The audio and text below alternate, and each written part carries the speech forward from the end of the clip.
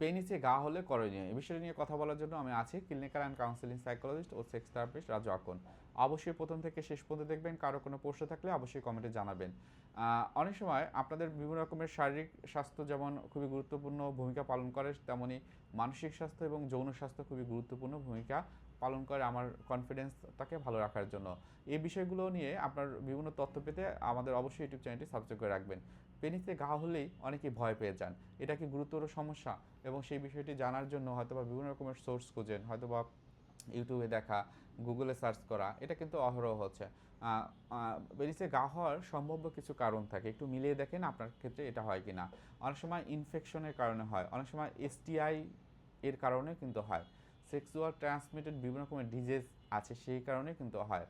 অনেকের ক্ষেত্রে দেখা যায় যে এটা আঘাতের কারণে হয়, অনেকের ক্ষেত্রে অ্যালার্জির কারণে হয়।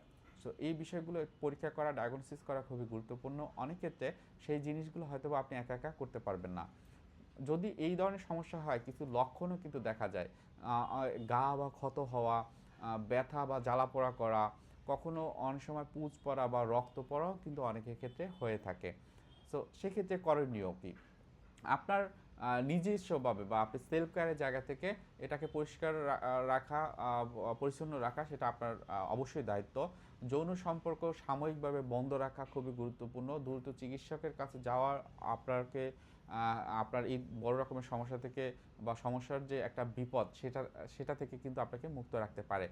সো অনেকে হস্তমৈথুনের যে যদি যদি এক্সপিরিয়েন্স থাকে বা কন্টিনিউ থাকে, সেটাকে বন্ধ করা ইমিডিয়েটলি, সেটাও কিন্তু খুবই গুরুত্বপূর্ণ। একটা সতর্কবার্তা আমি অবশ্যই দিতে চাই, নিজে নিজে অ্যান্টিবায়োটিক বা ক্রিম ব্যবহার করা থেকে একদম বিরত থাকবেন। খুবই সেন্সিটিভ একটা জায়গা এবং এটার মাধ্যমে অনেকের কিন্তু খুব বড় রকমের সমস্যা, শারীরিক সমস্যা হতে পারে। দেরি না করে সঠিক চিকিৎসা নেওয়া এবং সবচেয়ে নিরাপদ যে বিষয়টি, সেটা হলো ইউরোলজিস্ট, ডার্মাটোলজিস্ট এদের শরণাপন্ন হওয়া। এবং সেক্ষেত্রে যদি এরকম হয় আপনার এটার মাধ্যমে মানসিকভাবে বিভিন্ন রকমের সমস্যা হচ্ছে, সেক্ষেত্রে সাইকিয়াট্রিস্ট অথবা সাইকোলজিস্ট যারা আছেন তাদের কাছ থেকে সেক্স থেরাপি বা মেডিসিনের যে চিকিৎসা, সেটিও কিন্তু আপনার নেওয়া লাগতে পারে।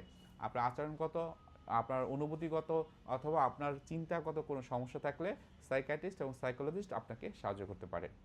সবাই ভালো থাকবেন, সুস্থ থাকবেন। আজকে ভিডিওটি এখানে রেখে দিচ্ছি। অবশ্যই আমাদের চ্যানেলটি সাবস্ক্রাইব করে রাখবেন আশা রাখি। ধন্যবাদ।